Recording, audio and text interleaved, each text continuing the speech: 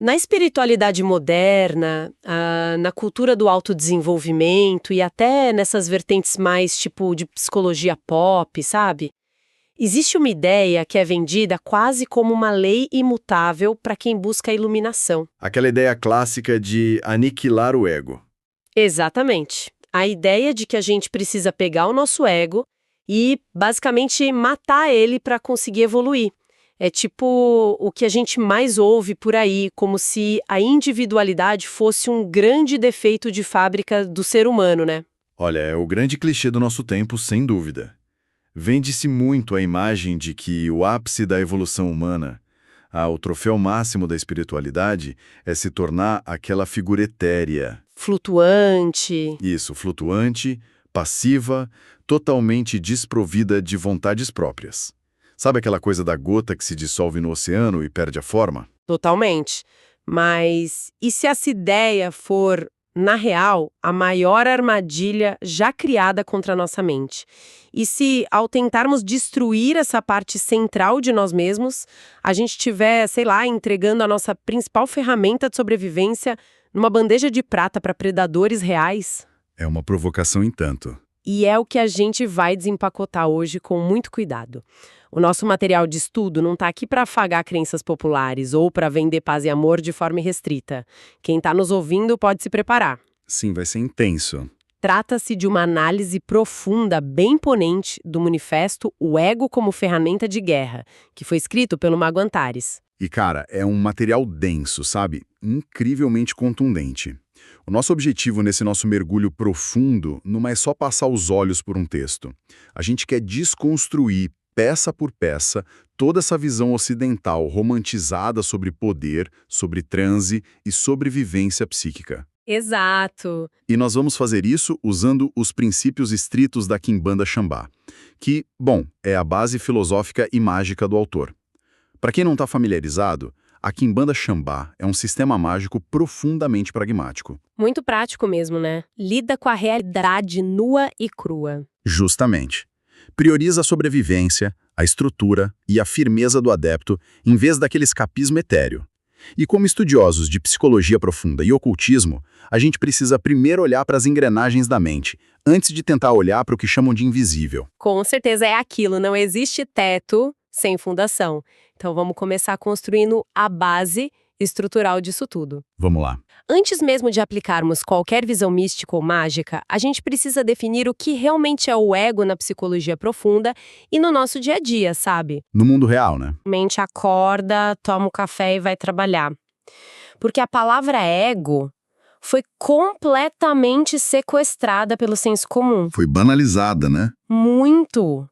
Hoje, se alguém fala um pouco mais alto ou, tipo, se veste bem, a galera aponta o dedo e fala, nossa, que ego inflamado. Vira um sinônimo muito barato para vaidade. Mas, psicologicamente falando, o ego não é um espelho. O ego é o eu. É a estrutura de contorno, a fronteira. Uhum. O que é fascinante quando a gente volta aos fundamentos psicológicos é que o ego é, em sua essência, um princípio de realidade. Ele é a fronteira exata que diz onde o sujeito termina e onde o resto do mundo começa, entende? Faz todo sentido. É a capacidade de diferenciar o eu quero do o mundo exige. Exatamente isso. Deixa eu trazer isso para situações bem práticas e mundanas para a gente ilustrar para quem está acompanhando. Pensa num ambiente de trabalho corporativo. Que costuma ser uma verdadeira selva. Nossa, total. Uma selva moderna. Aí, um profissional passa semanas desenvolvendo um projeto complexo. Ele vira noites, pesquisa, estrutura os dados, coloca a energia vital dele naquilo. Dá o sangue. Dá o sangue. Aí, quando ele vai apresentar o resultado numa reunião geral, tem sempre aquele colega oportunista que tenta roubar o crédito ou desmerecer o trabalho de forma injusta na frente da diretoria. Clássico. O que se levanta dentro desse profissional para defender a ideia? É o ego. É o ego que bate na mesa e diz, não, isso é meu, este é o meu limite, você não vai cruzar essa linha. Perfeito. E não para por aí, viu? Pensa no trânsito, que é o ambiente onde o instinto territorial humano se revela de forma muito, muito crua. Ah, o trânsito é o caos. Total. Alguém corta a frente de um carro de forma perigosa, desrespeitosa, às vezes quase causando um acidente fatal. Aquela buzina, a raiva instantânea, a imposição agressiva de um limite territorial, tudo isso é o ego atuando para garantir a autopreservação no asfalto. Ele lê a ameaça. Exato. Lê a ameaça e reage para proteger o espaço do indivíduo. E se a gente for para um lado ainda mais primitivo e visceral, a proteção da família. Quando uma mãe ou um pai percebe uma ameaça real aos filhos, Aí o bicho pega. nossa, pode ser um estranho se aproximando de forma suspeita num parque ou até mesmo alguém tentando prejudicar a criança emocionalmente lá na escola, a postura que surge nesse pai ou nessa mãe é quase animalesca. É feroz. Verdade. Demarcando o território da forma mais clara possível. Tipo, daqui pra frente você não passa. É a sobrevivência operando em potência máxima. E é justamente aí que grande parte dos buscadores espirituais acaba se perdendo num labirinto de culpa, sabia? Por quê? Porque as doutrinas modernas condenam essa força natural de preservação. Eles rotulam isso como algo baixo, animalesco ou pouco evoluído. Eles tentam adestrar o instinto de defesa até que a pessoa perca a capacidade de reagir. Mas...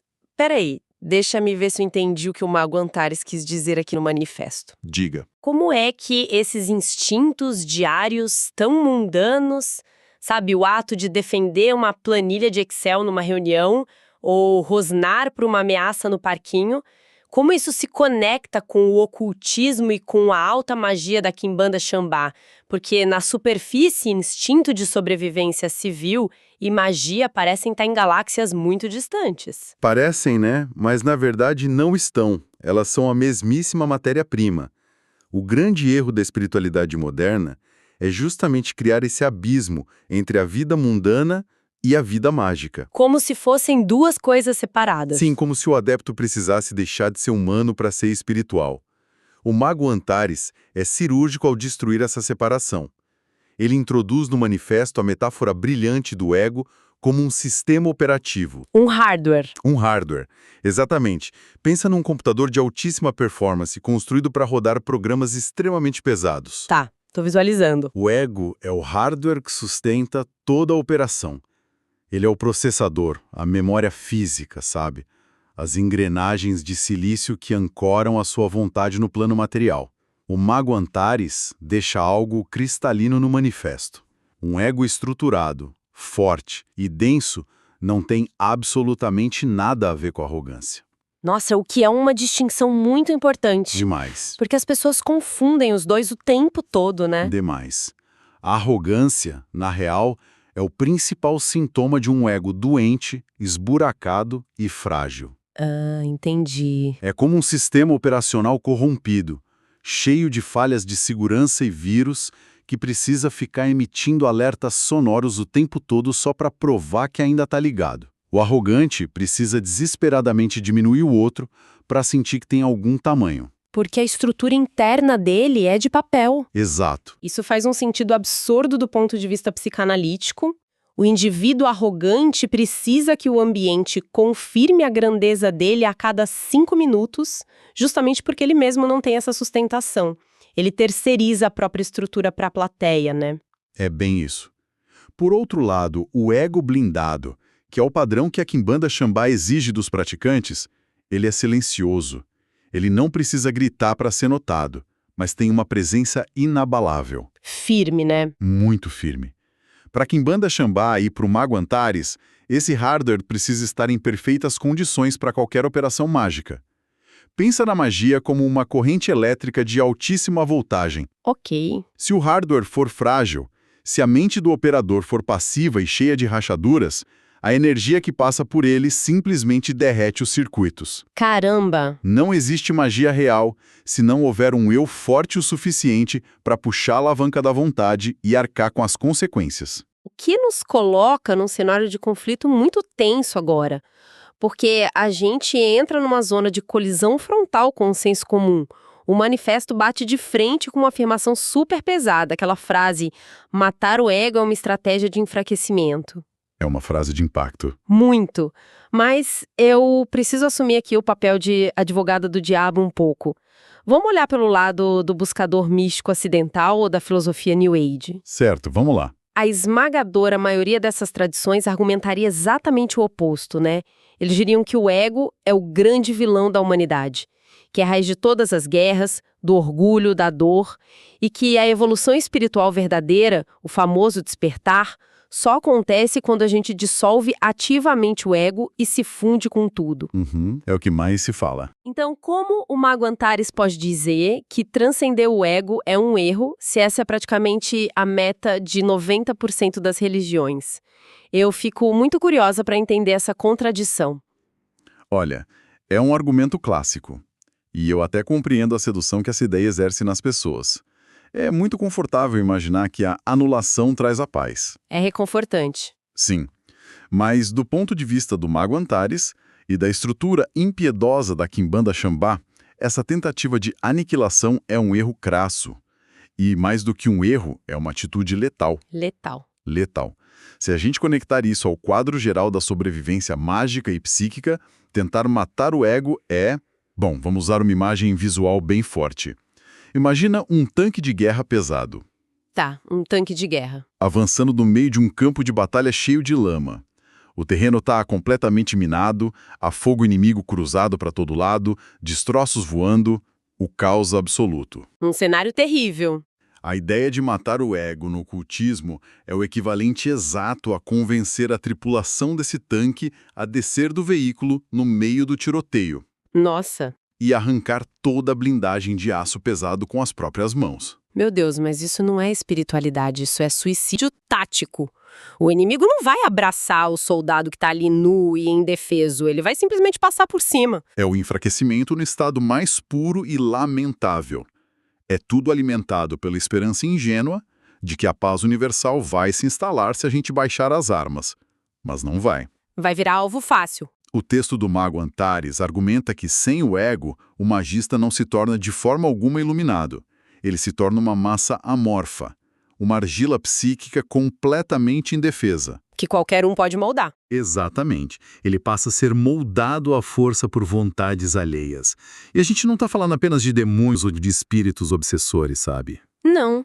De quem então? De humanos. Essas vontades invasoras são, na maioria das vezes, chefes abusivos, familiares tóxicos, parceiros manipuladores, até líderes religiosos predadores. O texto é um alerta vermelho sobre o que ele chama de perigo da dissolução espiritual. E como é que essa dissolução espiritual se manifesta na prática, no dia a dia? Como é que a gente identifica uma pessoa que caiu nessa armadilha de tentar destruir o próprio ego?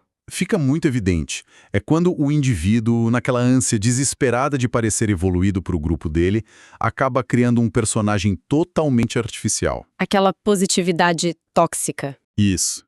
A pessoa passa a falar com aquela voz mansa forçada, sorri o tempo todo, reprime a própria raiva legítima, foge de qualquer conflito real que a vida exige, ela entra num estado profundo de negação. Então ela não transcendeu a realidade, ela só fugiu dela. Perfeito, fugiu para se esconder num conto de fadas místico. Na Quimbanda Xambá, a personalidade não é algo a ser apagado. A fúria, a ambição, a paixão, a tristeza, nada disso é anulado. Tudo isso é refinado no fogo. Que metáfora forte. O objetivo é pegar esse ego, expurgar as fraquezas e as carências e forjá-lo até que ele se transforme numa lâmina de aço cirúrgico. Ou seja, a grande virada de chave não é deixar de sentir raiva quando alguém ultrapassa os seus limites. A chave é ter a frieza e o controle absoluto sobre como direcionar essa raiva. Exatamente. Mas olha, essa afirmação do Mago Antares gera uma fissura gigantesca num dos pilares mais sagrados da cultura mística aqui do nosso país. Sem dúvida. Porque se o ego precisa estar sempre tão estruturado e tão consciente, isso muda tudo sobre a mediunidade se o ego não pode ser anulado, como fica o fenômeno da incorporação e do transe. Excelente ponto. Porque a cultura mística popular idolatra absolutamente o espetáculo da inconsciência, né? É o grande palco. O grande troféu nas rodas místicas, nos terreiros e nos centros, é aquele médium que cai no chão, se debate, muda totalmente a voz e horas depois acorda desorientado dizendo tipo: Nossa, eu apaguei totalmente, não lembro de uma única vírgula do que aconteceu. A amnésia como troféu. Isso. Como a Quimbanda Xambá enxerga esse médium que se orgulha de anular o próprio ego no transe? Com extrema reserva. Esse é provavelmente o ponto em que o manifesto do Mago Antares mais fere as suscetibilidades da cultura espiritual brasileira. Porque a sociedade mística criou um mito romântico em torno desse espetáculo. Convencionou-se que a inconsciência é sinônimo de poder, né? Exato. Se o indivíduo não apaga, a plateia logo julga que a entidade não é forte o suficiente ou que o médium está fingindo. O Mago Antares destrói essa visão teatral de forma impiedosa. E o que a Quimbanda Xambá propõe no lugar? A tradição Xambá prioriza a consciência acima de qualquer espetáculo. Se a pessoa anula o seu ego e apaga a própria consciência durante o rito, ela não se torna um grande canal. Ela vira um passageiro inútil na própria operação. Nossa, isso me soa como, sei lá, colocar uma pessoa maravilhosa no banco de trás do próprio carro, tapar os olhos dela e deixar que uma força desconhecida dirija o volante a 200 km por hora, numa estrada escura. É uma roleta russa. E o pior é que a pessoa no banco de trás acha que isso é uma grande virtude, entende? Muitos usam esse apagão como uma muleta psicológica. É a desculpa perfeita para a irresponsabilidade. Ah, para dizer que não foi culpa deles. Claro. Se o médium não lembra de nada, ele não precisa se responsabilizar pelos conselhos que deu ou pelas magias que fez. A desculpa é sempre, não fui eu, foi a entidade. Muito conveniente. Demais. O Manifesto de Mago Antares corta esse mal pela raiz. O verdadeiro poder não está em sumir ou desmaiar para o invisível trabalhar. O ego do magista deve se manter lúcido. Alerta. Alerta e estruturado. Ele tem que ser um parceiro da entidade, um co-criador do ato mágico. O mago não é um tapete onde o espírito pisa, ele é o operador da máquina. Mas se o poder não está no transe, onde é que ele está guardado? Essa é a reflexão central que divide os amadores dos verdadeiros adeptos. O poder nunca esteve no transe descontrolado. O poder real está guardado na disciplina implacável, sabe? Uhum. Na expansão da consciência e principalmente no profundo conhecimento técnico da magia. O poder está na capacidade do indivíduo de sustentar a própria vontade e alterar a realidade sem perder o centro. Isso muda toda a perspectiva. Muda. O Mago Antares aponta um fato no texto que chega a chocar os espiritualistas tradicionais. Um adepto da Quimbanda Xambá pode alcançar o grau de mestre completo, operar prodígios absurdos, ser super respeitado, sem nunca em toda a sua vida ter incorporado uma única entidade. Nossa, eu fico chocada com isso. É uma quebra de paradigma gigantesca. A ideia de que um mestre poderoso de Quimbanda não precisa incorporar é quase uma heresia para o senso comum. A maioria acha que o título de mestre vem justamente da quantidade de espíritos que a pessoa recebe. Sim, mas é a verdade fundamental de um sistema mágico sério. A incorporação é só uma ferramenta entre centenas. Não é uma obrigação e muito menos o termômetro do poder mágico de alguém. Faz todo sentido quando você coloca dessa forma. O poder de um operador vem da sua estrutura psíquica, do domínio técnico sobre os ritos e da inquebrantável firmeza do ego dele. O poder não vem de dar o cavalo às cegas e ir dormir no fundo da mente, esperando que os espíritos resolvam os problemas. Magia não é terceirização de responsabilidade, né? De jeito nenhum. Exige a presença de espírito mais absoluta que um ser humano pode alcançar. E essa clareza mental, essa recusa em terceirizar a própria vida para o invisível, acho que nos conecta perfeitamente à conclusão do manifesto, a aplicação prática no nosso cotidiano daquilo que podemos chamar de a armadura do mestre. É um excelente conceito para fecharmos. Porque, voltando à nossa analogia de sistemas de defesa, eu não quero pensar nisso só como tanque de guerra na trincheira cheia de lama. O Mago Antares fala sobre operar no mundo, na sociedade. Certo. Então, eu gosto de pensar na blindagem de um carro civil, sabe? Um carro executivo, de alta performance, operando no caos em uma cidade grande. Uma imagem bem urbana, eu gosto.